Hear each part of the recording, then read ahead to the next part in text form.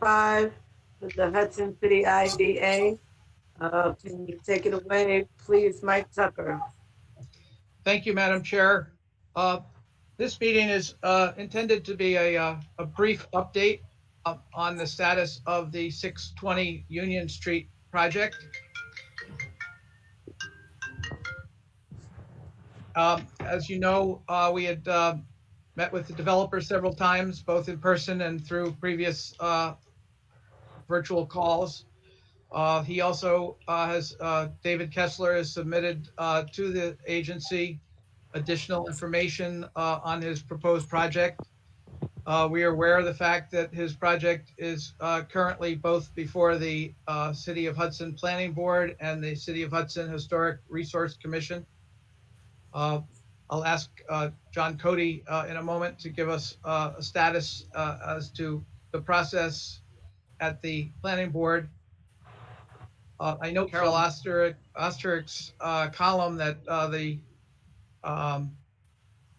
Historic Resource Commission is considering it, and additional questions were asked, and that process is still going forward. I had hoped to have the appraisal report that we had ordered for the proposed project, but unfortunately, the appraisal firm was working on tax grievances last week, and so they indicate that we should have it either late today or tomorrow, if not by Monday. I think at this point, if I could ask John to just give a brief update on the planning board, and then we would ask Chris Schell, our attorney, to just briefly go through the next steps for the agency in terms of your decision as to whether to approve or disapprove this project. There's several steps involved, and Chris will update you on that. But John? Thank you, Mike. Before the planning board, the proposal was pretty much the same as it was for us, with the exception of the traffic report that they had presented. What the traffic report was one that was done in February and judged the traffic in the area, judged it to be light. Of course, it was in February, so it was going to be light. There were a number of questions that were raised about parking. They indicated that there was a plan, and this was kind of my bug in the whole thing. I told that to Mike this morning.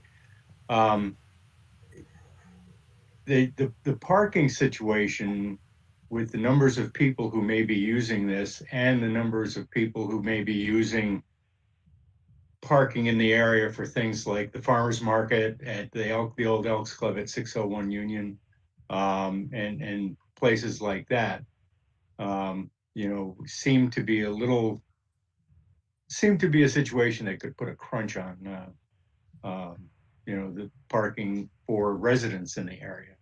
There were also concerns about truck deliveries in the alley and how to coordinate them. And I imagine probably the people who are doing the deliveries would somehow coordinate with one another.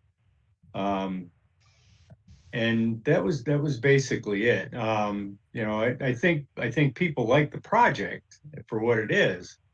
I think it's a matter of the periphery that is, the biggest concern. And I believe we're going to have a public hearing on it. I'm not sure if it's at this coming meeting. I haven't looked at the agenda, but we'll be going at it again. So, and I'm sure that we as a group will as well. So,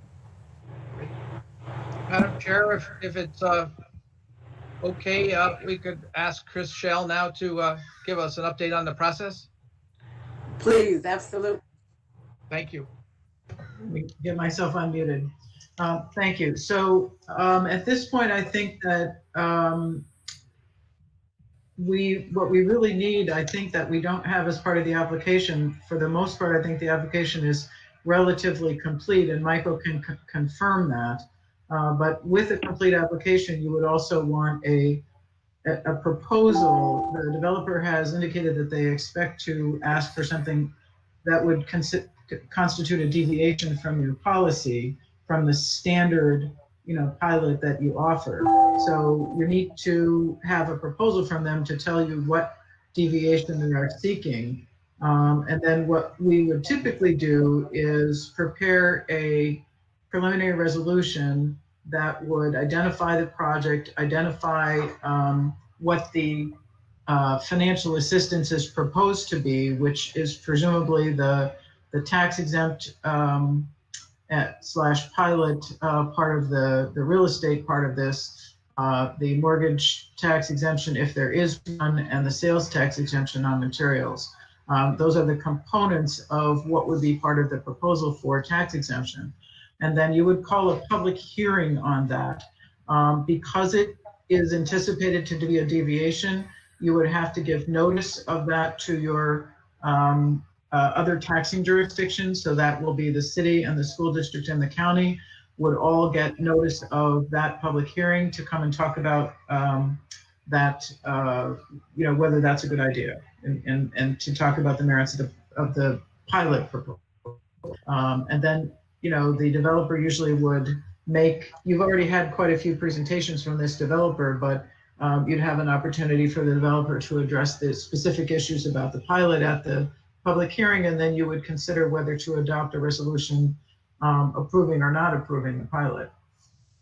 So that's the basic process. As part of that process, we would, on behalf of the agency, undertake a cost-benefit analysis of the benefits that the agency is considering, using a computer software that's used by most of the IDAs throughout the state, from the Government Research Center in Rochester. We have at CEDC for the county IDA and the city IDA. It's part of our, it's included in our fee. We have subscribed to that service. And Chris, how does that interplay time-wise with the agency's consideration, either of the inducement resolution or the ultimate approval or denial of the project? So that goes to making the findings as to whether or not this project needs the pilot as proposed in order to be successful. So you would be making those findings at the time of approval of a project. Sorry, I can't hear you, Chris. I'm sorry. Hang on a second. Here. Let me try that and see if that's better. Let's see. Is that better? Is that better, Tiffany? No? Oh, It's actually, I can hear you very well, Chris. All right, let me try again. Is that better? Yes. Okay. Tiffany, can you hear me better? Tiffany? I think we may have lost her. Yeah, we lost Tiffany.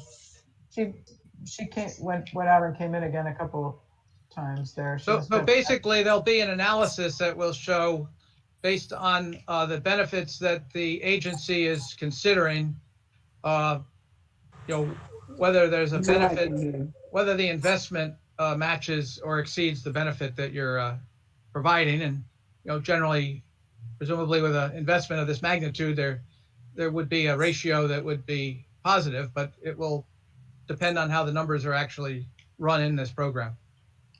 So Tiffany, can you hear me now? She's on mute. Okay. I see her. Tiffany, Yes. Can you hear Chris? Yes. Okay. Can you hear me? Yes. Okay. So yes. So the analysis, you basically this sort of formula analysis takes the whatever kind of financial assistance is being proposed, and that includes what's the economic impact of the jobs that are being proposed, what's the economic impact of the sales tax exemption, what's the economic impact of the pilot, and it takes those all and gives you a financial analysis that you can use in making the findings. And when we prepare documentation, it's to articulate the findings about why a project is, you know, worthy of support from the IDA or not. But the numbers help you make those findings. Can I ask a question? Rebecca. Go right ahead. So Mike, I think before the pandemic started that we were talking about the IDA developing a parallel benefit analysis structure that was some kind of point system that we would be developing to run alongside the financial analysis. I remember, I'm pretty sure that's kind of where we left off at the last meeting, although I suppose that would be in the minutes. And so, Rebecca, I'm sorry, I thought what you were talking about was considering modifying your pilot template so that instead of only having, whether or not you do this is up to you, but instead of only having one or your existing pilot deal, there might be a different pilot deal that was your standard deal if you, for example, had an industrial project that was going to employ lots of people. You know, you might give that deal a better pilot than something else that maybe wasn't as much of a priority. That's a different issue than making a financial analysis of the economic impact of one particular project. There's sort of two different questions. Well, I guess that I don't think that's what I was talking about. I think I was more, I think Mike and I maybe had spoken more along the lines of developing a rubric for benefits to the city that are not only financial, that would affect whether a project, you know, that a project would have to hit certain other kinds of standards, essentially, in order to, you know, to add up to a project that should be supported. Mike, do you have any memory of this? Well, I think what we looked at is we had looked at one or two of our surrounding counties' processes, and I believe Ulster County has a matrix which we can take a look at. Mm-hmm. I think there are certain aspects of what you look at that probably exceed the parameter of an IDA. I mean, we can't look at parking. That's the role of the planning board. Mm-hmm. We can't look at you know, what the historic fixtures or replicas look like on the building. So I think that let me go back and circulate the chart that shows how other IDAs within the 6 or 8 county surrounding area region do this, to see if there's some best practices that you would like to incorporate into your review process. That sounds great. I think that's right where we left things off, actually. I think you were going to do that. Okay. Well, thank you. Does anyone else have any questions? No, let's move on, please. The only question remaining, Madam Chair, is, you know, this got rescheduled in anticipation of the appraisal. We have a meeting, our regular meeting is scheduled for next Tuesday. I'm not sure we're going to have significant additional information between now and then. And would it be possible to push the June meeting out to June 16th at 1 p.m.? How does everyone's schedule look? No problem. What date is that again? Can you repeat that, please? June 16th at 1 p.m. instead of next Tuesday, the 9th. It looks clear for me. Great. All right, Lisa will confirm with all of you to be sure we have a quorum. At that point, you know, we'll make sure that that Heather Campbell is available. And you know, by statute or by city ordinance, the assessor is a member of the IDA, and perhaps we can follow up with Cheryl now that she's back in the assessor's role, because I think her input into this, having been involved in the structuring the WIC pilot, might be informative to us in this process.